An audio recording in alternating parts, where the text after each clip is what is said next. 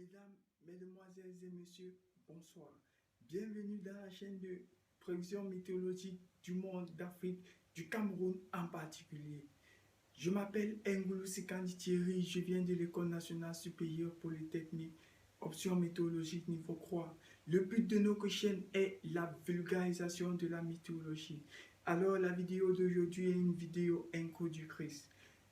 Au sommet, après avoir défini la météorologie, nous allons voir quels sont les avantages de la météorologie. Par la suite, nous allons voir les limites de la météorologie au Cameroun en particulier. Et enfin, nous allons voir comment établir un bulletin météorologique. La météorologie est la science qui étudie l'ensemble des phénomènes atmosphériques. Elle est basée sur de nombreuses sciences comme la mécanique des fluides, la physique de l'atmosphère et la chimie de l'atmosphère, sans plus oublier la thermodynamique. Comme avantage de la météorologie, parlant de la sécurité, la météorologie nous aide à prévenir certaines catastrophes, à l'instar des inondations. Dans la ville de Douala, on a plusieurs inondations et dans d'autres villes d'ailleurs au Cameroun.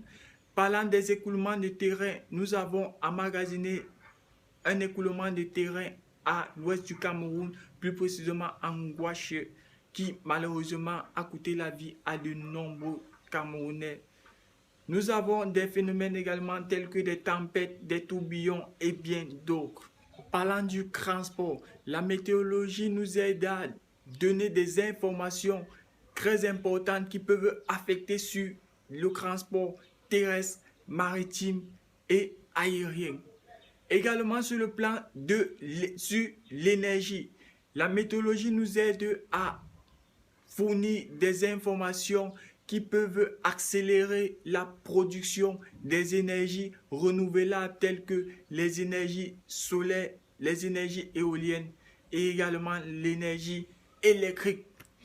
Parlant du plan culturel, nous savons pour organiser un événement, il va bien falloir qu'on puisse prendre le climat de la zone dans laquelle nous devons organiser cet événement. Alors il est crucial pour nous de prendre en compte des données météorologiques qui vont nous permettre de savoir quel temps il fera en cette zone bien précise là. Alors nous continuons. Limite de la météorologie, notamment au Cameroun, nous allons un peu parler mathématiques. Nous savons que l'air de notre cher et beau pays, le Cameroun, est égal à 4066 050 km².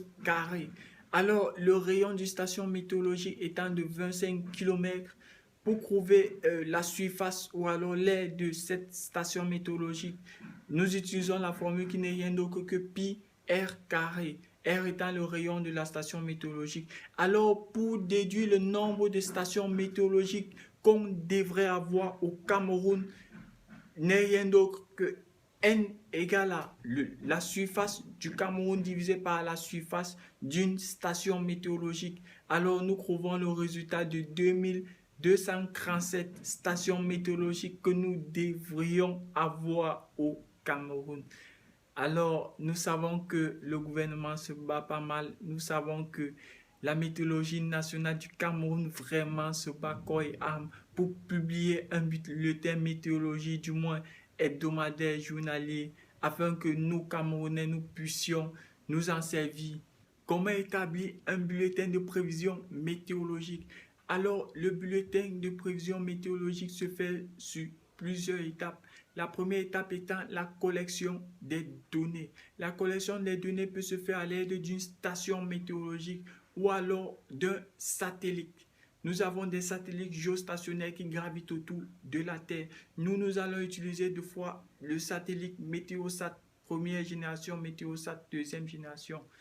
Alors, nous avons des modèles qui vont permettre de déchiffrer la donnée qui provient soit du satellite.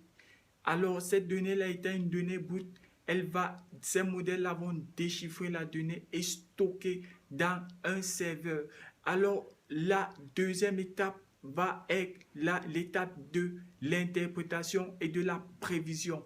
Alors, le météorologue est censé interpréter la donnée, et établit un bulletin de prévision afin de lancer les alertes.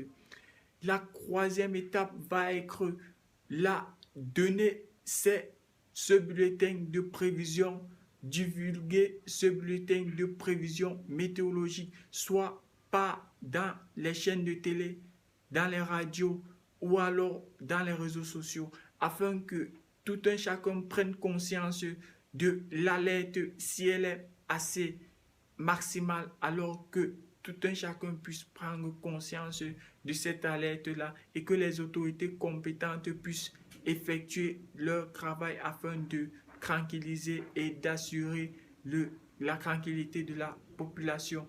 Alors la dernière étape va être suivre le phénomène en temps réel.